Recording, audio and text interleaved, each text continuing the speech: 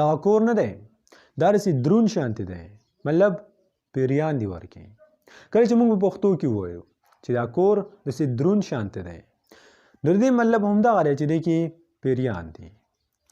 تاسو ته پته شته چې په انګلیش لینګویج کې پیریانو ته څه ویل کېږي مطلب یو پیري ته څه ویل کېږي هغې ته ویل کېږي ګوسټ غلط دا ګوسټ نه دی دا دی ګوسټ ګوسټ نه ګوسټ د په دې کې جی ایچ راغلی خو دا داسې ویل کېږي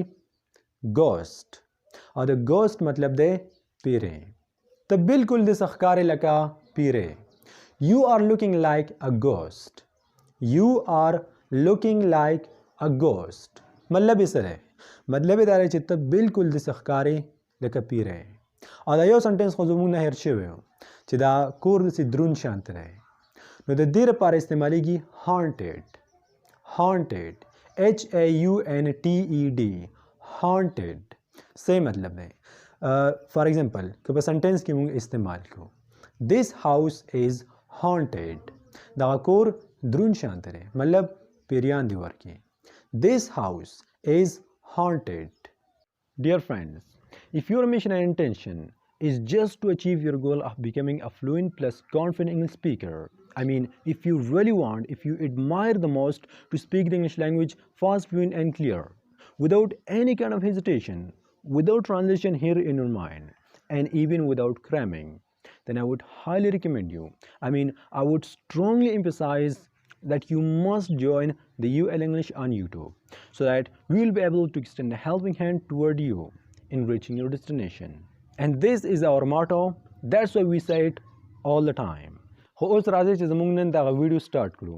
او په یاد ساتئ دا ویډیو د 4000 Essential English Word د شپږم چپټر دریم پارت دی که چېرته تاسو پارت 1 او پارت 2 نه وي کتلی نو بیا ټول نه مخکې لاړ شئ او هغه ویډیوګانې وګورئ که چېرته تاسو زموږ په چینل کې د پلیلیسټ سیکشن ته لاړ شئ نو تاسو به د هر یو ویډیو خپل پلیلیسټ ډېر په اسانۍ سره میلاو شي تقریبا موږ د 100 نه زیاتې ویډیوګانې په ډېر کم وخت کې اپلوډ کړي دي که چېرته تاسو هغه ویډیوګانې وګورئ روزانه د صرف یو ویډیو ګورئ نو تاسو به خپل انګلیش په ډېر کم وخت کې ډېر های لیول ته ورسوئ د هغه پلار ډېر زیات مالدار دی یا د هغه پلار یو مالدار شخص دی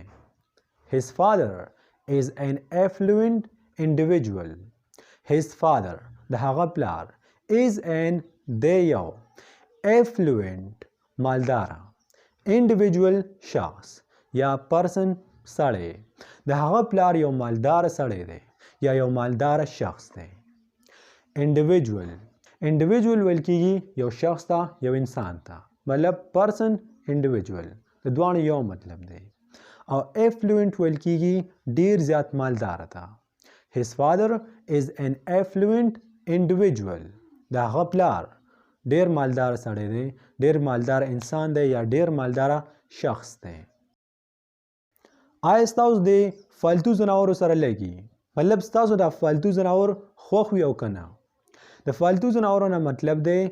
لکه څه خلک وي چرګان ساتي څه خلک وي مړزان ساتي سپي ساتي کونترې وغیره داسې څه هم ساتي دې ټولو ځناورو ته ویل کېږي که هغه پرنده وي که هر څه وي خو دې ځناورو ته ویل کېږي فالتو ځناور دې ته په انګلیش کې څه ویل کېږي په انګلیش کې دې ټولو فالتو ځناورو ته ویل کېږي پیټ PET پیټ مطلب یې دی فالتو ځناور نو که چېرته درنه څوک پوښتنه وکړي Do you like pet? Do you like pet? نو څه مطلب دی مطلب یې دا دی چې آیا ته خوښې فالتو ځناور که هغه هر څه وي کونتر وي مړز سپی او که هر څه وي نو که ته یې نه خوښې ته ورته ویلی شي I don't like pet. I don't like pet. مطلب یې دا دی چې زه نه خوښوم دا فالتو ځناور که هغه هر څه وي سپی وي چیلنګی وي او که هر څه وي زما نه دي خوښ دا خو صحیح شو PET پیټ دا د 4000 Essential English Word په بک کې راغلی و خو د دې نه علاوه زه تاسو ته یو څو نور لفظونه در کوم چې هغې سره تاسو کنفیوز نه شئ مطلب که چېرته ستاسو مخې ته راشي چې ستاسو کنسپشن مکمل کلیر هغه لفظونه دي پیګ PEG پیګ پیټ خو تاسو زده کړو فالتو ځناور ته ویل کېږي خو PEG پیګ دا څه ته ویل کېږي پیګ ویل کېږي خلک چې ورکې کپړې راځوړندوي مطلب څوک ورته هینکر وایي وغیره دې ته ویل کېږي پیګ زما مطلب دا دی چې دې ته پیګ وایي PEG پیګ یعنی هینکر هغه څه موږ چې ورکې کپړې راځوړندو امید کوم چې اوس به تاسو پوه شوي یاست ځکه چې ما تاسو څخه پریکټیکل وښودل PIG پیګ ویل کېږي خنزیر ته FIG فیګ انځر ته ویل کېږي نو په دې کې بیخي کنفیوز کېږئ مه PEG پیګ یعنی هینکر هغه څه موږ چې ورکې کپړې راځوړندو پیګ او بل دی PIG پیګ پیګ ویل کېږي خنزیر ته PIG پیګ یعنی خنزیر FIG فیګ دا ویل کېږي انځر ته انځر هغه خلک چې خوري هغې ته ویل کېږي فیګ FIG فیګ PEG پیګ ویل کېږي هینکر ته خلک چې ورکې کپړې راځوړندوي مختلف خلک ورته مختلف نومونه اخلي او پیګ ویل کېږي PIG پیګ مطلب یې دی خنزیر مړه څنګه چې ترکیه ته ورسېدم نو ډېر زیات خوشحاله وم I was over the moon when I reached Turkey. Sorry, I was over the moon when I reached Turkey. I was over the moon. دا ما راته په تېره ویډیو کې هم ویلي وو د over the moon مطلب دی ډېر زیات خوشحالېدل مطلب که چېرته یو کس ووایي I am over the moon زه ډېر زیات خوشحاله یم خو په دې سنټنس کې راغلی I was over the moon نو دا پاست ټینس دی د تیر وخت باره کې خبره کېږي چې زه ډېر زیات خوشحاله وم when I reached Turkey کله چې زه ترکیه ته ورسېدم په انګلیش کې ترکیه ته ترکیه نه ویل کېږي بیا ورته ویل کېږي ټرکي I was over the moon زه ډېر زیات خوشحاله وم when I reached Turkey کله چې زه ترکیه ته ورسېدم reach REACH reach مطلب یې دا دی رسېدل پهنچنا په اردو کې ورته ویل کېږي پهنچنا په پښتو کې موږ وایو رسېدل په تېره ویډیو کې تقریبا موږ دا هم ویلي وو arrive د arrive مطلب هم دی رسېدل خو د دې هم دا مطلب دی رسېدل زما پلار کور ته راورسېدو my father reached home my father arrived home د دواړو یو مطلب دی یا my father reached home زما پلار کور ته راورسېدو یا my father arrived home زما پلار کور ته راورسېدو د دې په باره کې بیخي مه کنفیوز کېږئ که یو درنه هېر شي دا بل استعمالوئ یاره کېدی چې ارسلان د جمعې په ورځ باندې د ایران نه واپس کور ته راشي کېدی چې ارسلان د جمعې په ورځ باندې د ایران نه کور ته واپس راشي ارسلان may return on Friday from Iran ارسلان may return on Friday from Iran صحیح مطلب دی مطلب یې دا دی چې ارسلان په ایران کې دی کېدی چې د جمعې په ورځ باندې واپس خپل کور ته راشي ارسلان may return کېدی چې ارسلان واپس راشي on Friday د جمعې په ورځ from Iran د ایران نه مطلب کېدی چې ارسلان د جمعې په ورځ باندې د ایران نه واپس راشي return RETURN return درې څه مطلب دی مطلب یې دا دی واپس راتلل واپس خپل ځای ته راتلل